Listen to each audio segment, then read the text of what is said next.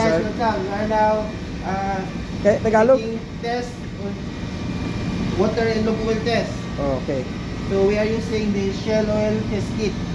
So the first thing we do is we get the sample. We have different sampling point from the generator. So Ano yung third? Pakita mo one third, we use yung sa'yo. generator number 2 oil. Stick O. Stick O yan. Lami. So Number first, tapos, you just need to follow the direction with this one, with this kit. So we use the lowest range so that we can detect the most effective result. Lowest range. lowest So you just press next, and then since we are using paste, so we click 1 is powder, 2 is paste. Paste. So click, Number 2. then you have already the instruction here. So add 20 ml reagent. So we are using this reagent, so 20 ml. 20 ml. Pwede Bisaya, sir? Tagalog lang. Tagalog, okay. 20 ml of reagent. We pour it into this kit. And then the next is add all paste. So this one, The paste. the paste, white paste ang laman nito. White paste. Yan. So I-add we mo daw. pour it all.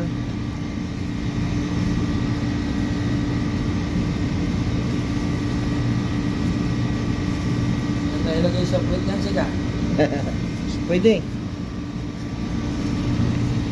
Okay, now next is add 5 ml of oil. At So, may instruction naman dito. May instruction yan. yes sir. Yan, oh. Shout Right. out sa chief engineer namin, si Engineer Yan o, si Tanda. second engineer bumabanat. So, kuha tayo sa sample 5. Normally, yung mga ano,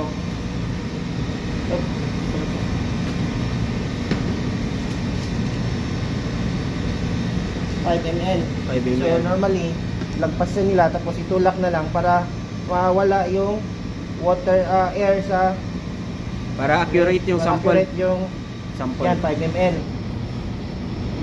Okay. So pour it in. Oh, tumutunog. Tunog siya. May pressure. May pressure. Pressurize man. Then next step is add agitator. So, patay ng agitator. Ito Yeah. yung agitator para mahalo siya doon sa loob. Now, we're ready to Rumble. put it in and Number 1. click start. Start. And then, shake cell vigorously until graph has finished. Okay. So, Shake na. Shake. salsalin natin X. May nanalo na sa Lotto. Okay. Okay, ano na siya. So, you just have to wait sa result. Wait. Now, there's a counter. Ilang seconds yan? 160, 159. Okay, wait na lang natin.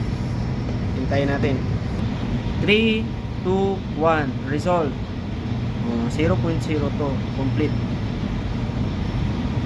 Okay. Finish. You guys. Okay. Ano, Sek? Ano masasabi mo, Sek? Good pa yung ano natin. Result. So, result is Zero, very good. the lowest we range. got. 0.02. Okay.